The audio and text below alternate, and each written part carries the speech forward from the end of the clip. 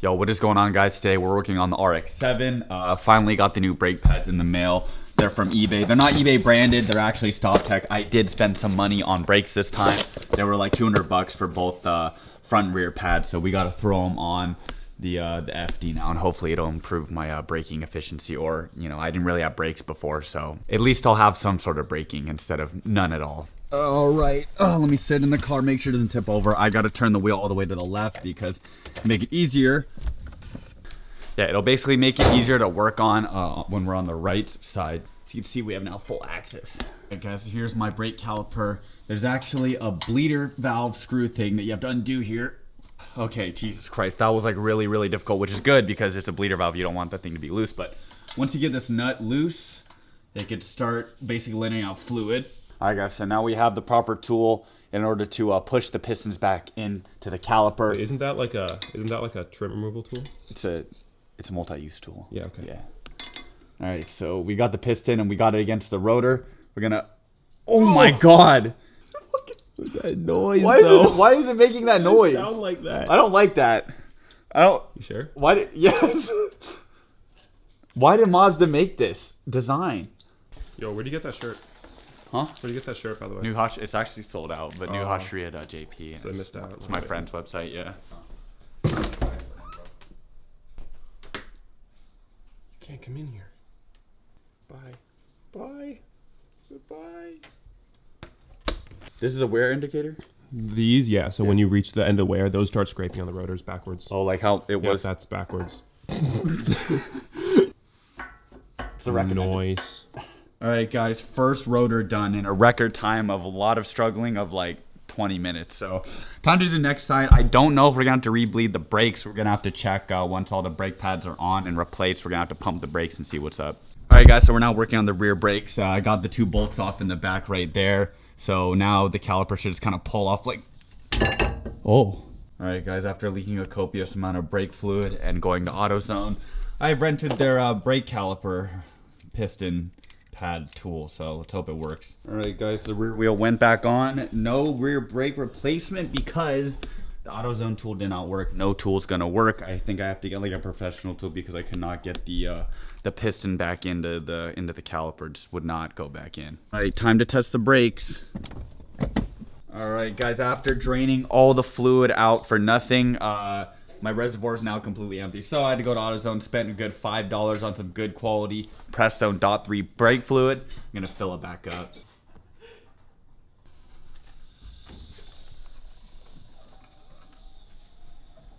All right, time to see if it starts in to bed the brakes. All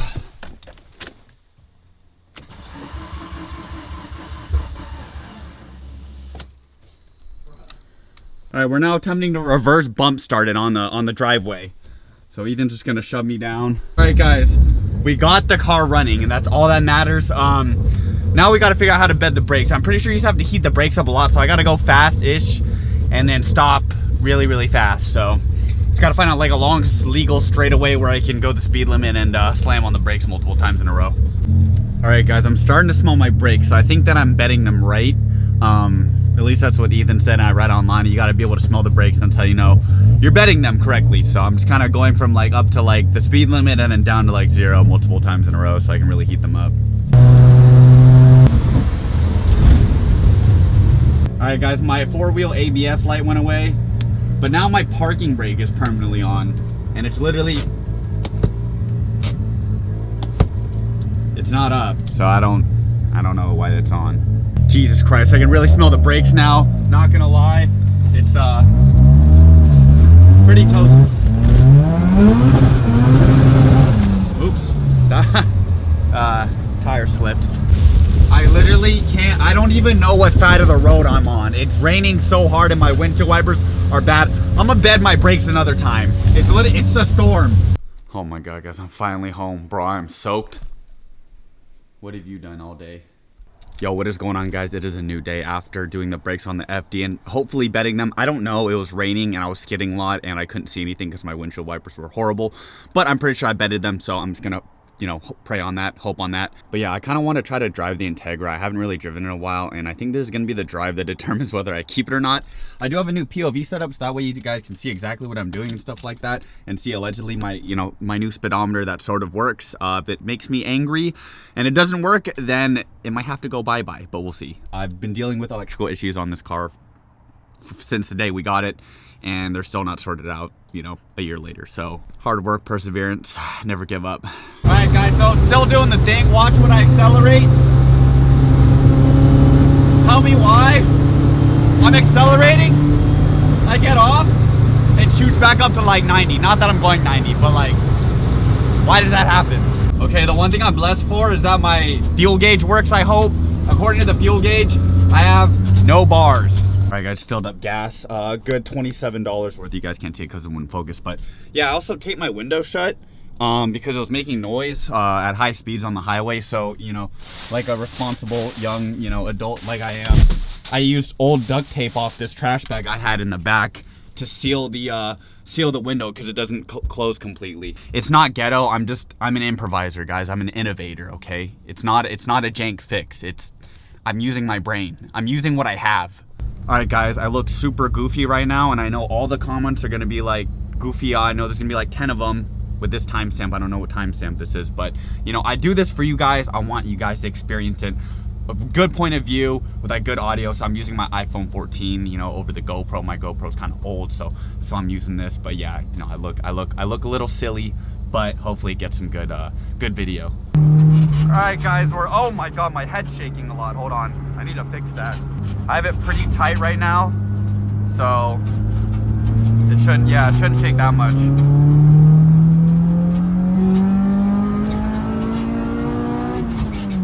Never mind, this road's hella bumpy. So, oh my God, hold on, I need to tighten it a little bit more. I feel it like bouncing off my head. All right, guys, I tried to fix the mount on my head. Unfortunately, this road is really bumpy, so if I hit a big bump, I have this shit like strapped down to my face to the max. All right, not like that, but like,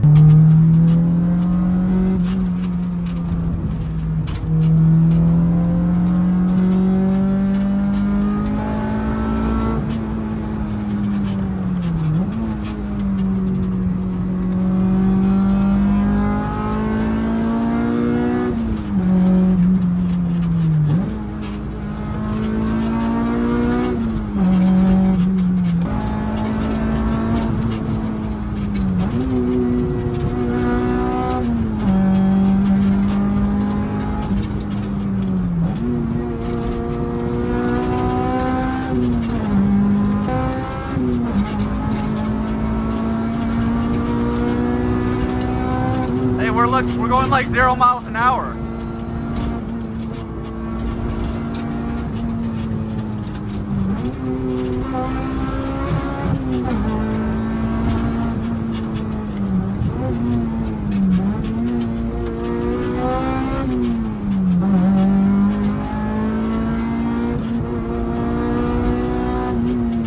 Oh, wet. That's very dangerous.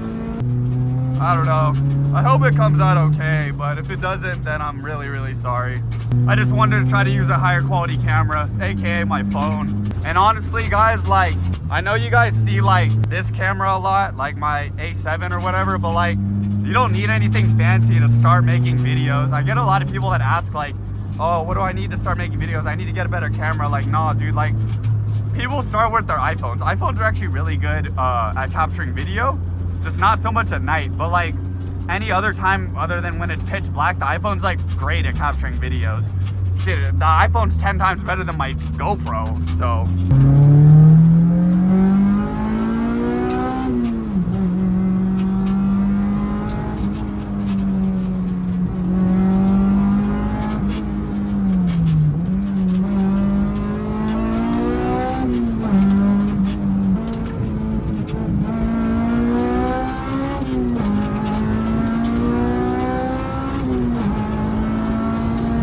Dude, this car's pretty fast. I don't think an S2000 would be able to do this. Cause like, I was debating on getting an S2000 over this, but I think that the Integra is like pretty good. You guys know what I'm saying? Like, and an S2000 would be a lot cooler cause it's rear wheel drive, but I think that the front wheel, oh, I almost died there. I think that the front wheel drive aspect of this is really, really cool. And it's also much light, like it's lightweight. You guys know what I'm saying? Like S2000's light as well, but the Integra is like really, really light. And this one's also fully gutted though, so. Oh.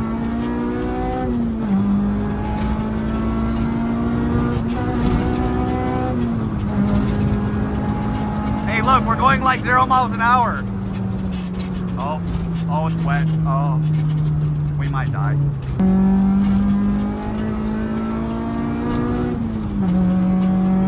But yeah, guys, I have a lot of opinions on this car, and if I were to do it again, I would I would definitely pick a non-cut up chassis.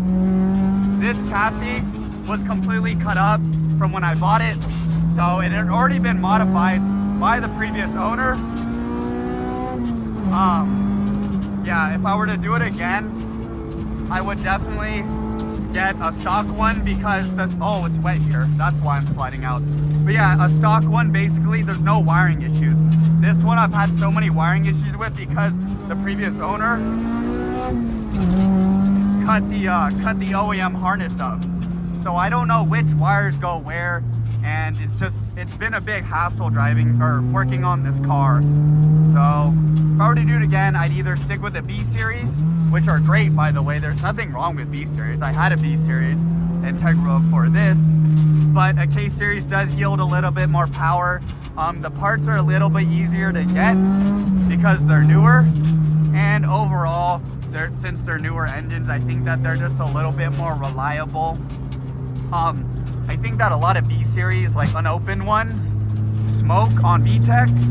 At least mine did. This K series is pretty awesome. It doesn't burn 1 drop of oil, and it doesn't leak 1 drop of oil. So I'm very, very happy with it.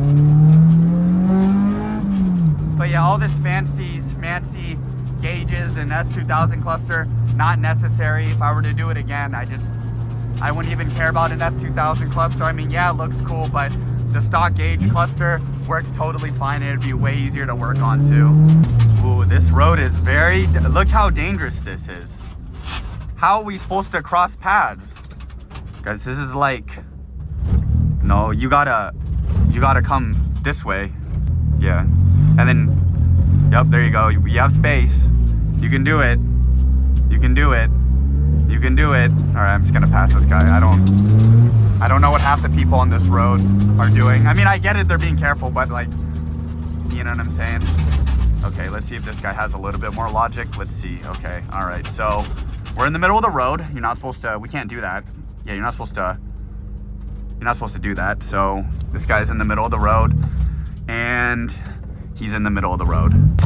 The car's not going in reverse. Sick. Bro, like, you can do it. You're good. You're good. You can do it. You got space. You got space, bro. You're good. All right. Not gonna lie, I dipped my gram lights in that dirt puddle for nothing, just to have to back up again. I understand these roads are narrow, but like, if you have any literal, like, the smallest sense of like spatial awareness and like the proximity of like the area of your car, you can squeeze by in this narrow road. People do it in Japan all the time. Hey guys, I do want to say that that road is a two-way.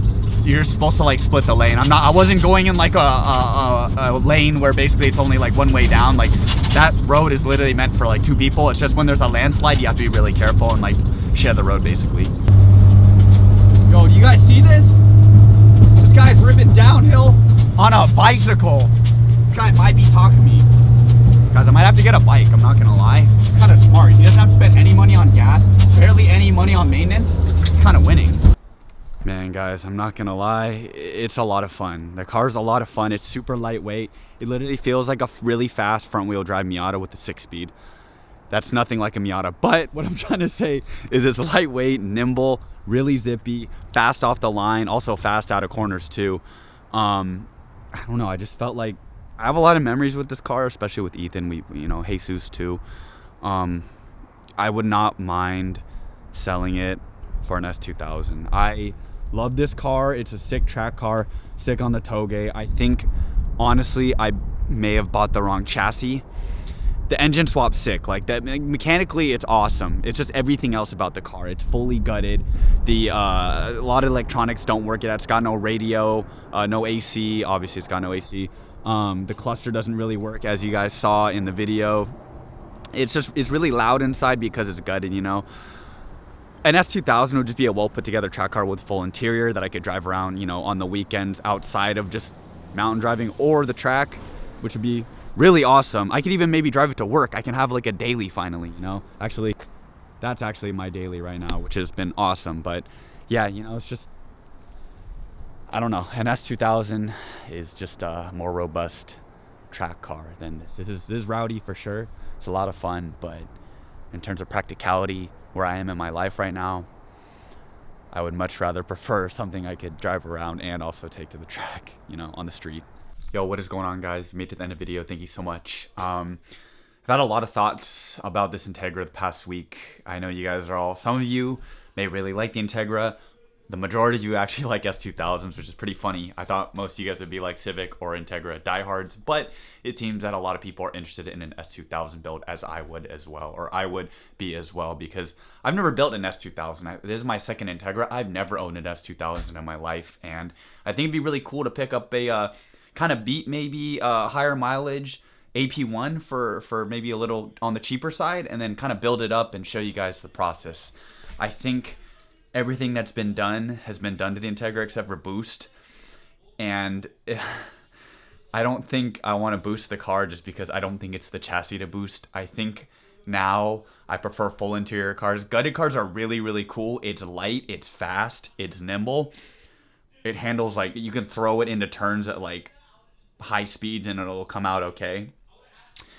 It's just for any other sort of driving other than when you're going, like, you know, on the track or driving on a spirited private road, you know. It's like, it's just an old 90s Honda, man. And it's also like where I live, man, people break into the car and like steal it, you know. It's very, very stealable. So it's like, do I want that like on my conscience all the time, or should I get something a little bit more modern that still has VTEC, still's got all the Hondas, you know, the bells and whistles of a Honda, but it's more modern, and it's also rear wheel drive. So yeah, that's just been going through my mind. Comment down below what you guys think. I did a poll on Instagram, but ultimately I need help deciding. Like, actually, I don't know what to do. I mean, I love the Integra, but I also love S2000. So I'm really, really in the middle right here. So comment down below what you guys think, especially those of you who own S2000s or have driven S2000s. I've only driven like a couple, so I don't completely know. Everyone's got a different story. So once again, guys, yeah, appreciate it. Thanks for sticking to the end. And yeah, with that, I'll see you guys in the next video. Peace. Guys, I almost forgot, we still do have jackets and the circuit racing jackets in stock. Link is in the description down below. All the merch sales help build the cars. Also could potentially help get another car, maybe S2000, maybe. But yeah, appreciate all the support, guys. I'm just kidding. But yeah, love you guys, and I'll see you guys in the next one. Peace.